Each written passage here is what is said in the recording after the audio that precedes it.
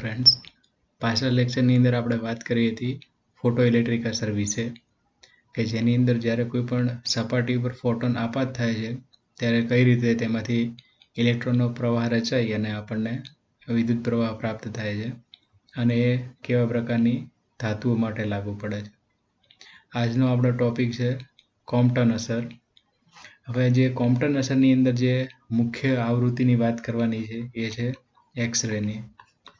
શરૂઆતમાં જ્યારે સાયન્ટિસ્ટો એવું માનતા કે લાઇટ છે એ એક્સરેથી અલગ છે, પરંતુ 1912ની અંદર મેક્સ વોન લાઉ નામના સાયન્ટિસ્ટે સાબિત કરી બતાવ્યું કે એક્સરે પણ ડિફ્રેક્શન ધરાવે છે, પણ એનો પ્રયોગ બતાવી શક્યો નહીં. જે પ્રયોગ 1923ની અંદર આર્થર હોલી કોમ્પટન, એટલે કે જેને આપણે શોર્ટમાં કોમ્પટન તરીકે ઓળખીએ છીએ, એમણે એ પ્રયોગ સફળતાપૂર્વક કરી બતાવ્યો, જેના માટે એમને 1927ની અંદર નોબેલ પ્રાઇઝ મળે છે કે જેની અંદર એ એક સ્પેસિફિક તરંગ લંબાઈવાળા વેવલેન્થની મદદથી સાબિત કરે છે કે ભાઈ ગ્રેફાઇટનો જે બ્લોક છે એ સ્કેટરિંગ દર્શાવે છે. તો હવે આ પ્રયોગ કઈ રીતે થયો એની થોડી વાત કરીએ. તો એક્ઝેક્ટ એક સ્પેસિફિક તરંગ લંબાઈ, જેમ કે 0.71 એંગસ્ટ્રોમ તરંગ લંબાઈ ધરાવતું કિરણ એમને ઉત્પન્ન કર્યું, જેના માટે એમણે મોલિબ્ડેનમનો લેમ્પ વાપર્યો અને ઇલેક્ટ્રોનને ઇજેક્ટ કરવા માટે જે સોર્સની જરૂર પડે એના માટે એમણે ગ્રેફાઇટનો બ્લોક લીધો. હવે જ્યારે એમણે ગ્રેફાઇટના બ્લોક ઉપર આ તરંગ લંબાઈવાળા કિરણો આપાત કર્યા ત્યારે એમણે નોટિસ કર્યું કે આ કિરણો છે એ ચારે બાજુ ફેલાય છે. હવે એમને કોઈ એક સ્પેસિફિક કિરણની જરૂર હતી, એટલે એના માટે એમણે બ્રેગ સ્પેક્ટ્રોમીટરનો ઉપયોગ કર્યો અને એ સ્પેક્ટ્રોમીટરને ફરતું રાખ્યું. હવે એ કઈ રીતે, તો કંઈક આ રીતે. તો આ એક્સરેનો સોર્સ છે અને આ એની તરંગ લંબાઈ છે. જ્યારે આ ગ્રેફાઇટના બ્લોક ઉપર અથડાય છે એટલે એક સ્પેસિફિક એંગલે આ ડિટેક્ટરને ગોઠવ્યું અને એ એંગલને માપ્યો, જેને એમણે થીટા કીધો. અને આ એંગલના આધારે એમણે નોટિસ કર્યું કે જેમ જેમ એંગલ બદલાય છે તેમ તેમ એની તરંગ લંબાઈની અંદર ફેરફાર જોવા મળે છે. તો મૂળ પ્રયોગ આ છે અને જેના આધારે એમણે એક ઇક્વેશન ડિરાઈવ કર્યું, જે ઇક્વેશન છે psi dash is equal minus psi 0 is equal two m0c 1 minus cos theta.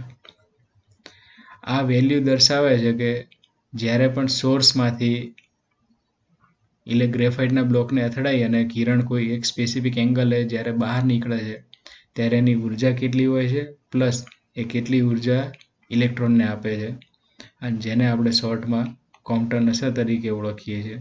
અને આજે આપણે આ ઇક્વેશનને ડિરાઈવ કરવાનું છે. તો સૌ પ્રથમ સમજી લઈએ કાર્બનને. તો હવે જ્યારે આ કાર્બન સાથે કોઈ પણ એક્સરે અથડાશે એટલે એનું જે વર્તન છે એ કણરૂપી હોવું જોઈએ, તો જ એ ઇલેક્ટ્રોનને બહાર કાઢી શકશે, અને એક્સરે પોતે એવું વર્તન ધરાવે છે. હવે જ્યારે એની બાહ્યતમ કક્ષામાંથી ઇલેક્ટ્રોનને દૂર કરશે એટલે એની એક આયોનાઇઝેશન એનર્જી હશે. હવે કાર્બન માટે ફર્સ્ટ આયોનાઇઝેશન એનર્જી છે 12.67 ઇલેક્ટ્રોન વોલ્ટ જેટલી, કે જે એકદમ નજીવી હોય છે, કારણ કે જે એક્સરે હોય છે એની ઉર્જા લગભગ 17,400 ઇલેક્ટ્રોન વોલ્ટ જેટલી હોય છે, જેની સામે આ ઉર્જા એકદમ નજીવી કહી શકાય.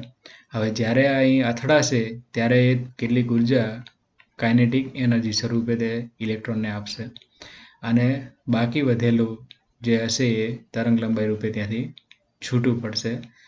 પરંતુ અહીં જ્યાં એની તરંગ લંબાઈ હશે એના કરતાં તરંગ લંબાઈ થોડી વધુ હશે, કારણ કે ઇલેક્ટ્રોનને બહાર કાઢવામાં એ થોડી ઉર્જાનો વપરાશ કરે છે, માટેની તરંગ લંબાઈમાં થોડો વધારો જોવા મળે છે, જેને બ્રેગ સ્પેક્ટ્રોમીટર દ્વારા કેલ્ક્યુલેટ કરવામાં આવે છે. હવે આ એનું એકચ્યુઅલ રિપ્રેઝન્ટેશન છે કે જ્યાં આપણી આપાત ફોટોન છે, અહીં આપણો ટાર્ગેટ ઇલેક્ટ્રોન. હવે અહીંથી ઇલેક્ટ્રોન જે છે એ દૂર થશે, અહીં આપણને નવી આપણી તરંગ લંબાઈ પ્રાપ્ત થશે. હવે જો આને psi 0 કહીએ તો આ psi 1 હશે, અને આનો જો એંગલ જોવા જઈએ તો આનો એંગલ હશે થીટા હશે, જ્યારે ઇલેક્ટ્રોન જે એંગલથી છૂટો પડશે એને આપણે ફાઈ તરીકે ઓળખીએ છીએ.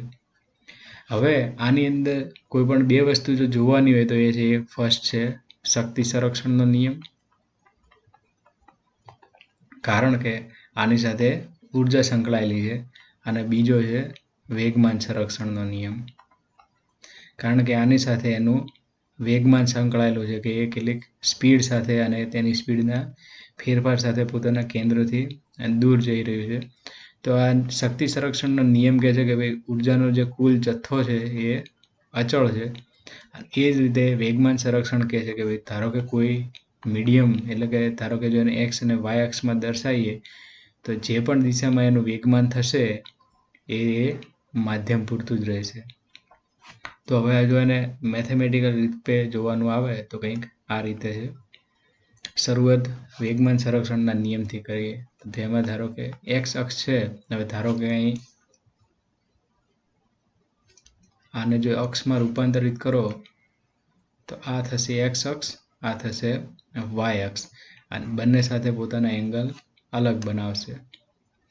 એટલે એક્સ અક્ષની નીચેની તરફ જો થીટા સાથેનો જે એંગલ છે એને જો P1 cos થીટા કહીએ તો અહીં ફાઈ સાથેનો હશે એ હશે P cos ફાઈ, જ્યાં P0 છે એનું કુલ વેગમાન, એટલે કે જે ટોટલ વેગમાન હશે, જ્યારે P1 cos થીટા છે એ છે ફોટોનનું વેગમાન, જ્યારે P cos ફાઈ છે ઇલેક્ટ્રોનનું વેગમાન છે અથડામણ બાદનું.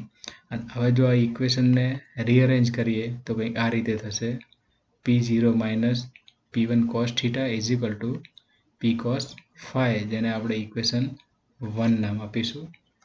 હવે જો વાય અક્ષ માટે જોવામાં આવે તો વાય અક્ષની અંદર ધારો કે અહીં વાય અક્ષ છે, અહીં ઇલેક્ટ્રોન છે, તો એનું શરૂઆતનું જે વેગમાન હશે કેવું હશે? શૂન્ય હશે. હવે શરૂઆતનું વેગમાન શૂન્ય હશે ત્યારે વાય અક્ષ માટે P1 sin theta minus P sin phi. હવે જો આને રીઅરેન્જ કરીને ફરી જો લખવામાં આવે તો P1 sin theta is equal to P sin phi. આને આપણે કહીશું ઇક્વેશન 2. અને હવે આ બંને ઇક્વેશનના જો વર્ગ કરવામાં આવે તો કંઈક આ પ્રમાણે આપણને નવી વેલ્યુઓ મળશે, જેમાં ઇક્વેશન 1 માટે છે આ value P0 square plus P1 square cos 2 theta into 2P0 P1 cos theta is equal to P square cos square phi. આ સમીકરણ 1નો વર્ગ કરતાં મળે છે, જ્યારે સમીકરણ 2નો વર્ગ કરશું એટલે એનું એક સાદું મૂલ્ય મળી જશે. હવે આ જે નવા સમીકરણ મળ્યા એને જો આપણે જોડી નાખીએ તો આ સમીકરણનું મૂલ્ય કંઈક આપણને અંતે આ રીતે મળશે, જેમાં આપણને P સ્ક્વેરની વેલ્યુ મળશે, જે છે P0 square plus P1 square minus 2P0 P1 cos theta.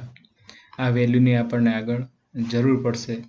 હવે જો શક્તિ સંરક્ષણનો નિયમ જોઈએ તો E0 is equal two E1 plus કે, જ્યાં આપણને E1 છે અથડામણ બાદની ઉર્જા પ્લસ એને આપેલી કાઇનેટિક ઉર્જા.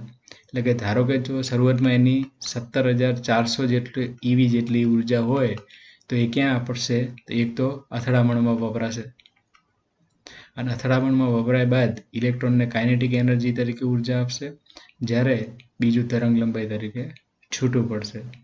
હવે જો આને રીઅરેન્જ કરીએ તો કંઈક આ વેલ્યુ મળશે, E0 minus E1 is equal two કે. હવે E0ની વેલ્યુને આપણે CP0 તરીકે લેવામાં આવશે. તો એ કઈ રીતે આવ્યું? તો ધારો કે P એટલે એનું જે વેગમાન છે એનું મૂલ્ય આવે છે h/લેમ્બડા, જ્યાં h છે આપણો પ્લાન્ક અચળાંક, જ્યારે લેમ્બડા છે એની તરંગ લંબાઈ છે. હવે જો આને આવૃત્તિ વડે ઉપર નીચે ગુણવામાં આવે તો આપણને મૂલ્ય મળશે hv/λv, જ્યાં પ્લાન્ક અચળાંક, એની આવૃત્તિ, તરંગ લંબાઈ તથા તેની આવૃત્તિ. હવે hvનું મૂલ્ય મળે છે E, જ્યારે λvનું મૂલ્ય મળે છે આપણને C. એટલે જે P બરાબર EC મળશે. હવે જો આ Pની વેલ્યુ છે એને અહીં લઈ જાઓ અથવા તો Cને અહીં લાવો તો CP ઇઝ ઇક્વલ ટુ આપણને E મળશે. હવે જો એ જ વેલ્યુને અહીં મૂકીએ તો Eની જગ્યાએ CP આવશે, અહીં E1ની જગ્યાએ CP1 થઈ જશે અને આમાંથી જો C કોમન કાઢો તો આપણને મળશે CP0 minus P1 is equal two K અને આ Cની વેલ્યુને અહીં લઈ જોઈએ એટલે આપણને મળશે આપણું ઇક્વેશન નંબર 6. હવે આ બંને ઇક્વેશનનો આપણને આગળ કોઈપણ પ્રણાલીની સિસ્ટમ માટે યુઝ કરશું. હવે ધારો કે કોઈપણ જે પ્રણાલી છે એની ઉર્જા, એનું વેગમાન અને એના દળ સાથેનો જે અથડામણ પછીનો જે સંબંધ છે એ કંઈક આ રીતે છે, જે છે K plus m0 c square is equal to p square c square plus m0 square c4. હવે અહીં જે K છે એ છે એની કાઇનેટિક એનર્જી, એટલે કે ઇલેક્ટ્રોન જે ઉર્જા લઈને છૂટો પડશે એ. m0 છે એ છે એનું દળ, c છે એ છે સ્પીડ ઓફ લાઇટ, અહીં જે p સ્ક્વેર એટલે કે જે p છે એ છે એનું વેગમાન છે અને જે c છે એ અગેન સ્પીડ ઓફ લાઇટ છે. હવે જો આને અરેન્જ કરવામાં આવે સરખી રીતે, એટલે કે એના વર્ગના મૂલ્યોને ડિફાઇન કરવામાં આવે તો મળશે આપણને k square plus m0 square c4 plus 2km0 c square is equal to p square c square plus m0 square c4. હવે જો વેલ્યુને ઇવોલ્યુટ કરવામાં આવે તો કંઈક આપણને આ પ્રમાણેની વેલ્યુ મળશે, જેમ કે જેટલી વેલ્યુઓ ઉડે છે એ સામસામે એને ઉડાડી દેતા જે આપણને વેલ્યુ મળશે કંઈક આ રીતે મળશે. ફરી જ્યારે એના સીને કોમન લઈ અથવા તો એના ગુણાકાર વડે આ વેલ્યુ મળશે આપણને k square upon c square plus 2km0 is equal to p square, અને આખાનો જે હોલ સ્ક્વેર જો લઈ લેવામાં આવે, કારણ કે આ બંનેમાંથી જો કોમન કરશું એટલે આપણને સ્ક્વેર મળશે, તો આપણને મળશે સમીકરણ 7. હવે સમીકરણ 7ની અંદર આપણે સમીકરણ 5 અને 6ની વેલ્યુ મૂકવાની છે, કારણ કે જેમ કે આ p સ્ક્વેરની વેલ્યુ છે આપણે ઓલરેડી મેળવી લીધી છે. આ છે p સ્ક્વેરની વેલ્યુ, જ્યારે kની વેલ્યુ છે એ અહીં આપણે મેળવી લીધી છે, આખી જે kcની વેલ્યુ છે. હવે જો આ વેલ્યુને અહીં મૂકીએ તો કંઈક આ રીતે મળશે, kની વેલ્યુ અહીં આવશે એટલે p0 minus p1 square km0 p0 square plus p1 square minus 2p0 p1 cos theta. હવે આ વેલ્યુને ગોઠવણી પ્રમાણે મૂકવામાં આવે તો મળશે આપણને p0 square p1 square minus 2p0 p1 plus 2c into p0 minus p1 m0, અને આ એની વેલ્યુ રહેશે. હવે આખી વેલ્યુમાંથી જેટલી પણ વસ્તુઓ બાદ થતી હોય એ બાદ કરી અને એની જો પુનઃ ગોઠવણી કરવામાં આવે તો મળશે minus p0 p1 plus c into p0 minus p1 into m0, અને અહીં આપણને વેલ્યુ મળશે જમણી બાજુ minus p0 p1 cos theta. હવે આ અગેન વેલ્યુને ગોઠવવામાં આવે એટલે કે c અને m0ને જોડે લઈ લેવામાં આવે તો cm0 into p0 minus p1, આ વેલ્યુ અહીં જશે એટલે પોઝિટિવ બનશે. હવે આ બંનેમાંથી p0 p1ને જો કોમન કાઢવામાં આવે તો આપણને જે નવી વેલ્યુ મળશે એ કંઈક આ રીતે મળશે, cm0 into p0 minus p1 is equal two p0 p1 into 1 minus cos theta. હવે આ જે વેલ્યુ છે એને અહીં જો લઈ જવામાં આવે તો કંઈ ઇક્વેશન મળશે p0 minus p1 into p0 p1 is equal two 1 upon m0c into 1 minus cos theta. હવે જે આમની વેલ્યુઓ છે એ કંઈક આ રીતે મળશે 1 upon p1 minus 1 upon p0 is equal two 1 upon m0c into 1 minus cos theta. હવે જે અહીં p છે જેનું મૂલ્ય છે એ h બરાબર h અપોન લેમડા થશે.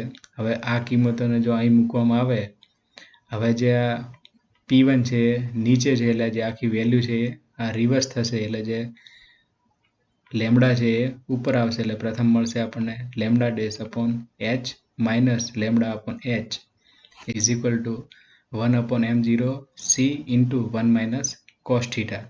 હવે જો બંને તરફ h વડે ગુણવામાં આવે તો આ h જતા રહેશે, અહીં h આવશે. હવે જે વેલ્યુ થશે એ છે lambda dash minus lambda is equal two h upon m0c into 1 minus cos theta. હવે જો ધારો કે થીટાનો જે એંગલ છે એને માની લો કે 90 છે, તો અહીં જે ફેરફાર આવશે જેમ કે આ લેમડા ડેશ માઇનસ લેમડા એટલે કે આ જે છે અથડામણ બાદની જે તરંગ લંબાઈ છે અને આ અથડામણ પહેલાની છે. એટલે આ જે બંને વચ્ચેનો જે ફેરફાર આવશે એને આપણે ડેલ્ટા લેમડા તરીકે ઓળખીએ છીએ, જેની વેલ્યુ આપણને મળશે delta lambda is equal to delta C into 1 minus cos theta. હવે જો અહીં કોસ થીટાની વેલ્યુ 90 લેવામાં આવે એટલે કે જે આપણું જે કિરણ છે એ 90 એના એંગલે મળે છે, તો અહીં કોસ થીટાની વેલ્યુ મળશે 0 એટલે 1 માઇનસ 0 એટલે આ વેલ્યુ 0 થઈ જશે અથવા તો 1 હશે જે ગણતરીમાં આવશે નહીં. એટલે માટે delta lambda is equal two lambda C. આ જે બંને મૂલ્યો છે એ સમાન મળવા જોઈએ જેમ કે થિયોરેટિકલ અને પ્રેક્ટિકલ વેલ્યુ. અને આ જે લેમડા સી છે એને આપણે કોમ્પટન તરંગ લંબાઈ તરીકે ઓળખીએ છીએ.